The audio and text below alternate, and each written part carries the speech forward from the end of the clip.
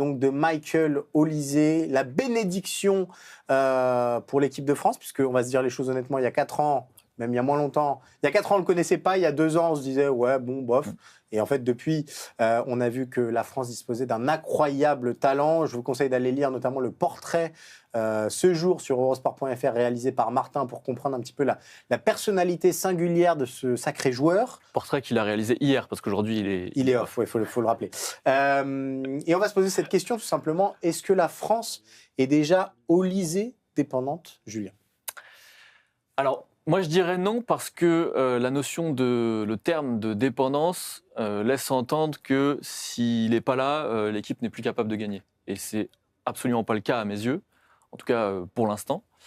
Et jusqu'à preuve de contraire, alors peut-être qu'il me fera mentir d'ici la fin du tournoi, mais si je devais prendre un joueur avant tous les autres pour gagner un match de Coupe du Monde avec l'équipe de France, je prendrais Kylian Mbappé pour le moment. Donc, dépendant, non. En revanche, ce qui est sûr, c'est que c'est pour moi le joueur le plus important offensivement, le plus impactant aussi, parce que tu le disais dans une émission précédente, d'ailleurs un extrait qui a fait des millions de vues sur les réseaux sociaux, que Mbappé ne vivait que par ses buts. Je suis d'accord sur ce point-là. Olise, c'est un petit peu tout le contraire. Il vit pour tout le reste, finalement. Il est capable de dribbler, il est capable de faire des différences par la passe, il est capable de créer, il est capable de marquer aussi. On l'a vu sur le dernier match de préparation des Bleus. Donc, oui, offensivement, s'il n'est pas là, la France n'a pas le même visage, l'équipe de France n'a pas le même visage, alors que, effectivement, si on retire Mbappé, on aura certainement des buts en moins, mais on sait ce qu'on aura, quoi. Donc, tu nous dis qu'elle n'est pas Olise dépendante, mais si on veut marquer des buts, mieux vaut Olise. Non, il y a une nuance. Il y a une nuance qui est importante. Il y a une nuance qui est importante. Dépendance, c'est vraiment, s'il n'est pas là, l'équipe ne gagne pas. Je pense que l'équipe de France est suffisamment complète, et on l'a vu d'ailleurs face au Sénégal. Il fait un très bon match, une très bonne deuxième période, Olise, mais il y a Upamecano qui fait un match énorme, il y a Rabiot qui fait un très bon match, il y a Mbappé qui marque 2 buts, même si on a déjà tout dit sur sa rencontre. Donc, dépendance, non, parce que le terme est trop fort et ça voudrait dire que c'est le seul joueur, la seule tête qui dépasse dans cette équipe. Alors, je vois ce que tu veux dire, je suis en partie d'accord, mais moi, j'ai l'impression quand même que sans lui, les Bleus n'ont pas du tout la même animation offensive. Et d'ailleurs, on l'a vu sur les matchs de prépa où il était plutôt à droite et on a essayé de faire de la place à Dembélé. Ça n'a pas spécialement fonctionné, notamment face à l'Irlande du Nord. Et moi, je trouve que c'est le seul, en l'état, à justifier le 4-2-3-1. C'est-à-dire que, et à justifier le 4-2-3-1 quand il est dans l'axe. Olise dans l'axe, ça permet de magnifier Kylian Mbappé, qu'on retrouve dans les meilleures conditions, à savoir lancer en profondeur, qui fait des appels dans le dos des défenses et qui se retrouve dans des situations dangereuses. Ça permet de magnifier Bradley Barcola, pour un peu les mêmes raisons, et le relais au milieu et de le lancer en profondeur. Ça permet de magnifier, j'en suis persuadé, Ousmane Dembélé, qu'on va retrouver dans un rôle d'ailier droit percutant. Et en plus, je pense qu'entre les deux, et j'ajoute même Mbappé à l'équation, entre les trois, il peut y avoir une certaine fluidité qui s'organise. Et je suis persuadé que Dembélé à droite peut permettre beaucoup de choses, peut libérer beaucoup de choses offensivement. Et j'en ajoute un quatrième, c'est celui qui magnifie aussi Ryan Cherki. Souvenez-vous du match de Ryan Cherki face à la Côte d'Ivoire, on se dit que c'est séduisant. C'est aussi parce qu'il y a Olise à côté et qu'il y a des relais très intéressants. Donc, à mon sens, c'est celui qui résout l'équation offensive des Bleus, d'où, pour moi, on est dépendant dans l'animation offensive de Michael Olise. Peut-être qu'on peut gagner des matchs sans lui, je suis d'accord avec toi. En l'occurrence, je pense qu'on ne peut pas bien jouer sans lui, et bien jouer, marquer beaucoup de buts sans lui. Moi, je refais le lien avec Griezmann 2016, parce que je trouve que, de la même manière que le schéma trouvé par Deschamps en 2016 mettait en exergue le rôle de Griezmann et le rendait central dans l'animation des Bleus, je trouve que là, le choix de Deschamps à la mi-temps crée un peu la même dépendance. Et quand on voit le joueur que c'est, et d'ailleurs, regardez ses stats en sélection, je crois qu'il est déjà à 7 buts alors qu'il n'est même pas à 20 sélections. C'est le même nombre de buts que Ousmane Dembélé en presque 3 fois plus de sélections. Voilà, c'est ça, 7 buts et 5 passes décisives. Ça dit quand même tout de l'apport et statistique et dans l'animation du jeu qu'il a amené depuis 2 ans, parce que ça fait que 2 ans finalement qu'il est en équipe de France, et ça fait 2 ans qu'on se dit « Ah ouais, quand même, quel sacré joueur on a trouvé là, quoi ». Ce qui est sûr, c'est que dans la trajectoire, dans l'importance qu'il a été capable de prendre en si peu de temps, c'est quelque chose qu'on avait presque jamais vu ou très rarement vu en équipe de France. Et on se dit que finalement, c'est que le début, parce qu'on voit qu'on tâtonne encore un peu sur son positionnement, on voit qu'il y a des liens encore à faire avec les joueurs qui l'entourent. Et on se dit que quand tout ça sera huilé, quand tout ça sera dans le logiciel finalement, et ben ça risque effectivement, là on risque d'avoir une vraie Olysée dépendance en équipe de France, ce qui n'est pas encore le cas à mon goût. Bogren et Nira, des habitués qui sont là. Bogren qui nous dit Mbappé est complètement dépendant de ses coéquipiers. France-Sénégal l'a montré. Le catalyseur sur ce match, c'est lui. S'il y a un indispensable, c'est lui, mais c'est encore un peu tôt. Encore un peu tôt, moi j'ai un peu du mal avec ce truc-là parce que finalement, ça fait déjà 2 ans qu'il est là. 2025, c'est quand même l'année de sa prise de pouvoir en équipe de France. Et d'ailleurs, à l'époque, il joue numéro 10 sur énormément de matchs. Donc oui, c'est encore un peu tôt, mais fatalement, en fait, ça fait 2 ans qu'on travaille avec lui dans ce rôle d'animateur de jeu. Donc évidemment, Kylian Mbappé est l'arme fatale, mais j'ai l'impression que cette arme, elle est un peu à blanc s'il n'y a pas Olysée derrière. Et il se débrouillera toujours pour marquer. C'est quand même le principal, c'est quand même ce qu'on lui demande. Ce que je veux dire, c'est que moi, je trouve que, encore une fois, avoir Olysée derrière Mbappé permet d'avoir la meilleure version de Mbappé. Donc, les deux vont ensemble. Ça, je te rejoins totalement. Les deux vont ensemble. Oui, Olysée est un très bon joueur, nous dit Nira, bien intégré, mais je suis team Julien, c'est encore trop tôt pour dire qu'il y a une dépendance. En fait, tout dépend de ce qu'on entend derrière dépendance. Oui, les Bleus peuvent gagner en 4-3-3 sans faire jouer Olysée, mais est-ce que les Bleus sont beaucoup plus dangereux avec Olysée? Oui, ça c'est une évidence. Voilà. Mais est-ce que les Bleus peuvent gagner sans Olysée? Bah oui, ils ont même gagné à l'Euro 2024, il n'était pas là. On a réussi à avancer jusqu'en demi-finale. Souvenez-vous du jeu offensif des Bleus à l'époque, quand même. Alors Mbappé n'était pas dans le même état qu'aujourd'hui, mais malgré tout, ça dit quand même quelque chose de... C'est un profil rare, et d'ailleurs, c'est ce que Patrick Vieira a souligné. On peut aimer ou pas la comparaison, mais en gros, il dit on a eu Platini, on a eu Zidane, si je ne dis pas de bêtises. Maintenant, on a Michael Olysée. Alors, Patrick Vieira, en plus, il est bien passé pour en parler. Il l'a eu comme entraîneur, je crois, du côté de Crystal Palace. Donc, il connaît bien le joueur. C'est un profil ultra rare. Et ça, je pense que les gens ne prennent pas encore conscience de ça. C'est quand même un gars qui avait la possibilité de choisir entre 4 nationalités. Le Nigeria, l'Algérie, l'Angleterre et la France. On ne va pas se raconter d'histoire. S'il avait choisi l'Angleterre et son parcours aurait pu laisser à penser ça. Il a été formé en Angleterre. Il parle presque mieux anglais que français. C'est pas une injure de dire ça. Non, toute sa culture est plutôt anglo-saxonne, mais il a choisi l'équipe de France. Et ça, c'est un choix extraordinaire pour nous parce qu'on dispose d'un profil quasi unique en son genre, et même au niveau européen. Quand vous regardez des joueurs en capacité de percuter aussi bien, d'avoir un tel volume de jeu, de créer aussi bien... Il n'y en a qu'un. Il n'y en a qu'un, c'est lui. Il est unique. Non, il y en a 2. Lamine Yamal. Lamine Yamal. Mais Lamine Yamal est quand même... Oui, ok. Non, mais oui. Non, mais effectivement. Mais c'est aussi parce que justement, c'est un joueur aussi rare qu'on peut se poser toutes ces questions-là. Et on se rend compte que, effectivement, il a un impact considérable déjà sur le jeu. Maintenant, est-ce que ça veut dire que l'équipe de France est incapable de faire sans lui? Je pense que c'est, encore une fois, trop tôt pour le dire. Et je reviens à ce que j'ai dit en tout début de propos. À l'instant T, si je veux gagner un match de Coupe du Monde, je prends avant tout Kylian Mbappé. Ce qui est quand même incroyable, c'est de se dire que ce gars-là, vraiment, je reviens là-dessus, parce qu'il y a des joueurs alors c'est aussi parce qu'ils apparaissent souvent en Ligue 1, qu'on les voit grandir, qu'après ils sont transférés, qu'on les voit mûrir, etc. Je pense à un Ryan Cherki, par exemple. Ça fait très longtemps qu'on sait qu'il a un avenir international. Pensez que ce gars-là, en 2024, avant les JO, si on est tout à fait honnête, il y a les suiveurs hardcore de Première Ligue qui vous diront qu'ils le connaissaient. C'est vrai qu'il sort une saison 2023-2024 assez fantastique. Mais malgré ça, on arrive quand même de très loin. Et c'est un gars que personne n'a vu venir. Et qu'il s'impose aussi vite comme le métronome de cette équipe, moi je trouve ça assez fantastique. Et aussi naturellement. Et aussi naturellement, c'est-à-dire que ça arrivait très très vite. Je crois que c'est dès septembre 2024, il est appelé. Dès septembre 2024, il marque, si je ne dis pas de bêtises, contre l'Italie, ou en tout cas il est excellent contre l'Italie. Moi, je trouve ça assez fantastique. Et d'ailleurs, c'est Thierry Henry qui le disait pendant les JO 2024, juste avant la finale face à l'Espagne. Les gars, vous n'avez encore rien vu. Il avait raison, on n'avait encore rien vu de Michael Olysée. Et moi, je suis persuadé qu'on n'a encore rien vu, toujours, de lui. C'est-à-dire qu'on voit énormément de choses. On a vu son triplé face à l'Irlande du Nord, mais je pense que c'est un gars qui peut faire des saisons à 30 buts et 20 passes décisives, que c'est un gars qui peut encore s'améliorer, encore grandir, encore exploser. Est-ce qu'il y aura un transfert cet été? On voit que le Real, et notamment le Paris Saint-Germain aussi, se penche sur son cas, mais c'est un profil tellement unique que c'est dingue que la France ait récupéré ce gars-là sans l'avoir dans les radars, en fait. C'est ça qui est assez fantastique dans cette histoire. Oui, puis ce qui peut être intéressant aussi, c'est de se dire que cette relation-là entre Olysée et Mbappé, elle va être amenée à évoluer, elle va être amenée à se peaufiner. Et potentiellement, on peut avoir une arme absolument létale entre un passeur extraordinaire, parce que je pense que la première qualité, la plus grosse qualité d'Olysée, même si on en a beaucoup, c'est sa qualité de passe, sa faculté à avoir des passes que personne ne voit. Et d'ailleurs, on l'a vu sur le match face au Sénégal, parce qu'il y a sa passe décisive, mais il y en a aussi beaucoup d'autres avant. Et Mbappé qui est un extraordinaire buteur, et on se dit que ces deux joueurs-là sont encore relativement jeunes, qu'ils ont encore un très long avenir, très grand avenir avec l'équipe de France, et que potentiellement, pour plusieurs compétitions, ça peut faire très mal. On a un commentaire de Hervé qui nous dit « Dépendance, c'est trop fort. Cherki ne serait-il pas capable d'avoir un rôle similaire ?» Bah non, mais c'est la grande limite de Ryan Cherki. Ryan Cherki en termes de volume. Sur la créativité pure, peut-être, et même que Ryan Cherki pourrait être potentiellement plus créatif que Michael Olise sur des gestes fous. Mais par contre, il n'y a pas photo sur la fluidité qu'il peut amener. C'est-à-dire que Ryan Cherki, il a encore parfois le...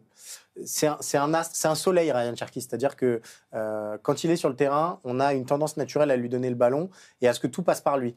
Michael Olise, c'est un soleil aussi, mais on est moins dépendant de lui. Il rend le jeu plus fluide et mieux réparti, je trouve. Alors que Ryan Cherki, il y a une façon de...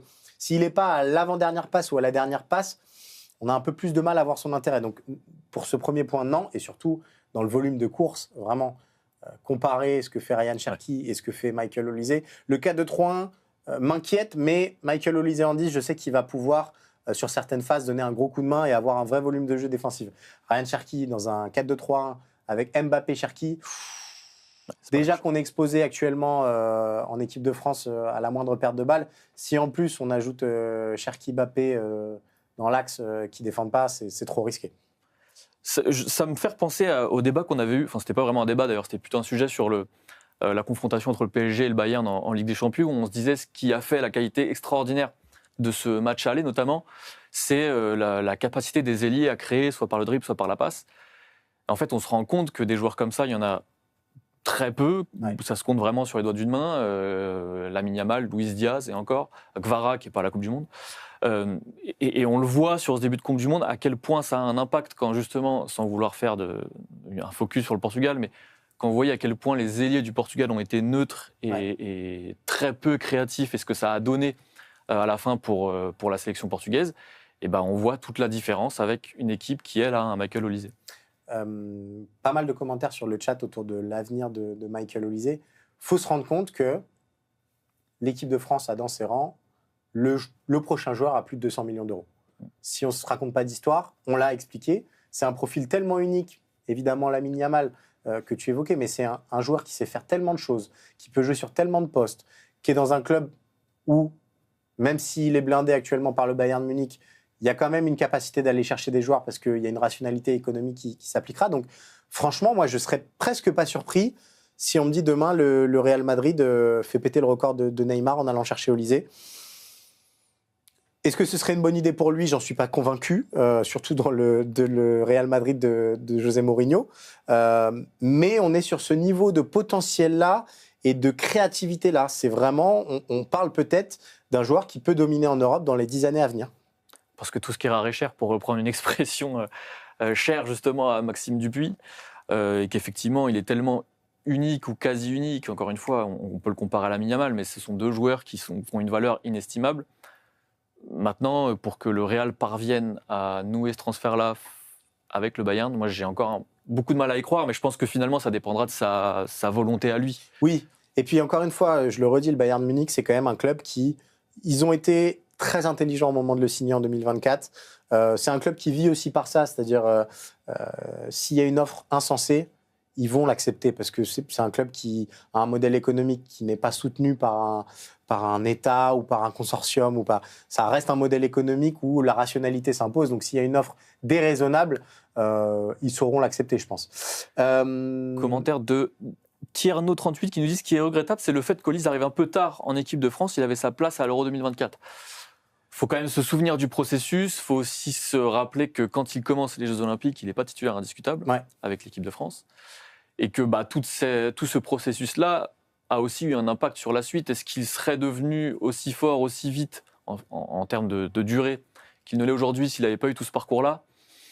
C'est difficile à dire. Moi, je pense que justement, ça a été une bonne chose qu'il dispute ces Jeux Olympiques-là, notamment avec Thierry Henry. Ouais.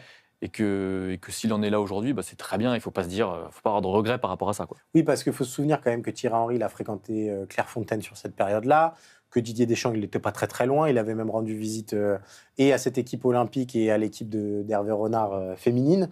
Donc, entre Thierry Henry et Didier Deschamps, on s'est dit des choses. D'ailleurs, si vous regardez le nombre de joueurs présents au JO 2024 qui sont sur cette Coupe du Monde, je crois qu'on est à 6, hein, mais il y a Akliouche, Doué, Mateta, Cherki, Olysée, et il m'en manque un que et Manu Koné. Ça vous dit à quel point, je pense, mine de rien, le travail de scout presque de Thierry Henry a fini par payer pour l'équipe de France. Donc voilà, moi je suis assez d'accord avec le commentaire. On aurait aimé l'avoir avant, mais il faut se souvenir que premièrement, il évolue à Crystal Palace à ce moment-là. On a beau dire ce qu'on veut, regardez comment fonctionne Didier Deschamps.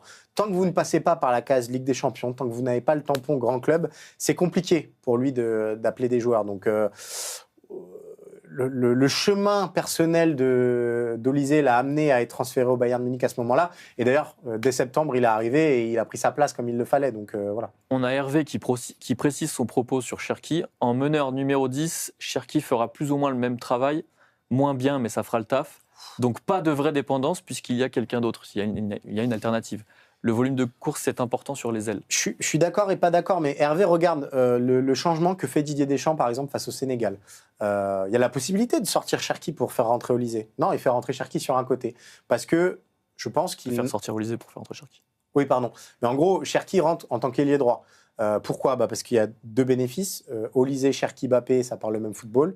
Et ça évite d'avoir et Cherki et Mbappé dans l'axe. Je pense que c'est une configuration que Deschamps n'adoptera qu'en cas d'ultime recours, s'il faut vraiment aller pousser et qu'il faut aligner tout le monde. Mais je vois vraiment mal Ryan Cherki, numéro 10, avec Mbappé derrière. Et puis surtout, il y en a un qui est très bon et qui a fait une très bonne saison avec Manchester City, mais qui est encore au début de son aventure internationale avec l'équipe de France. Il y en a un autre, ça fait 2 ans qu'il est là, ça fait 2 ans qu'il est excellent. Et là, il sort de 2 matchs consécutifs. Il y en a un, il met un triplé. Et dans l'autre, il fait complètement basculer le cours de la rencontre face au Sénégal. Donc, Olysée, il est là. Cherki, il est là à l'instant T, quoi. Pedro qui nous dit, n'a-t-on pas le potentiel Ballon d'Or de cette année ? C'est une vraie question. C'est une vraie question. Le problème d'Olysée, c'est la Ligue des Champions. Si l'équipe de France va au bout et que Dembélé continue à faire ce qu'il fait en équipe de France, c'est-à-dire des prestations qui ne sont pas mémorables, mais qu'à côté de ça, Olysée lui fait une très très grosse Coupe du Monde. Je pense qu'il faut faire... On a parlé suffisamment dans cette émission de l'aspect international de Kylian Mbappé. Oui. Le principal concurrent, si la France venait à gagner la Coupe du Monde, avec un Olysée brillant, un Mbappé qui marque des buts, mais un Dembélé en difficulté, les deux concurrents, ce seront Olysée et Mbappé. Mais je pense que Mbappé, de par son aura internationale, de par son histoire avec la Coupe du Monde aussi. Là, on imagine des scénarios, ça se trouve, on va se faire sortir en quart de finale et ce sera fini. Mais voilà, Kylian Mbappé et la Coupe du Monde, c'est tellement particulier. Enfin, ça prendra tellement de place médiatiquement et dans le monde entier que malheureusement, je pense que Olysée ne sera pas cité parmi les favoris. Mais ça pourrait donner un podium assez incroyable, un podium du Ballon d'Or. Ça pourrait être... on pourrait faire un podium 100% français au Ballon d'Or. Mais oui, rêvons. Mais pourquoi pas, oui. Et même Ryan Cherki 4e et Brice Samba à la 6e place. Nira qui nous dit tout le monde ne peut pas exploser aussi vite que Mbappé et Warren Zaïre-Emery. On est très heureux de l'avoir à ce niveau aujourd'hui. Tu as complètement raison. Et d'autant qu'il y a un truc que j'aime beaucoup avec Olysée, c'est la gestion des temps forts, temps faibles. Je trouve qu'il a une intelligence. Parfois, Ryan Cherki... Voilà, c'est un kiffeur. Voilà, on va se dire les choses, c'est un kiffeur. Il a envie de faire croquer, il a envie de faire le geste et tout. Olysée, il a un truc beaucoup plus posé, beaucoup plus calme dans son jeu, temps fort, temps faible, qui est beaucoup plus mature à mes yeux que ce que peuvent offrir d'autres joueurs. Et je pense que son passage en Première Ligue très tôt lui a permis d'avoir ça aussi. C'est-à-dire que quand vous jouez en Première Ligue... Comment ? Même Bayern, effectivement. Mais en Première Ligue, surtout quand vous jouez Crystal Palace, quand vous êtes Crystal Palace, quand vous menez 1-0 et qu'il faut fermer les vannes, on sait ce qu'il faut aller faire. Il faut aller gratter du temps au poteau de corner, il faut essayer de faire tourner et tout. Et ça, je pense que c'est un peu moins le cas au Bayern, parce qu'il est dans une équipe ultra dominante. Mais il est passé par des clubs où les 3 points valent très cher. Et ça marque un parcours, je pense. Bogren qui dit Mbappé ne peut pas être devant Olysée au vu de la saison, ce sera encore un Ballon d'Or vide de sens. Mais c'est la Coupe du Monde, ça écrase tout, ça écrase vraiment tout, la Coupe du Monde. On se rend pas compte de ça, mais rappelez-vous que le Ballon d'Or, c'est un journaliste par pays qui vote. Ok, la Ligue des Champions prend beaucoup de place, mais je suis pas sûr que les journalistes... Mais regardez ce que nous disait Martin il y a 2 jours de ça. Il y a quand même un journaliste brésilien qui est venu lui dire en lui disant « ça me fait bizarre de me dire que Mbappé va effacer Phénoméno Ronaldo. Et ça me fait bizarre de me dire que Le gars lui disait, il n'y a pas de débat, j'imagine que maintenant, on considère que Mbappé est le meilleur joueur de l'histoire de l'équipe de France. On n'en est pas en France à ce débat-là, pas du tout. Donc, je pense qu'on ne se rend pas compte de l'aura internationale autour de Kylian Mbappé et du poids de la Coupe du Monde face à la Ligue des Champions. C'est très, très européen, la Ligue des Champions, malgré tout. On a fait le tour sur ce sujet, Cyril? Oui, est-ce qu'on a encore des petites questions? Merci les mecs, nous dit Pedro. Je ne sais pas pourquoi, mais avec plaisir.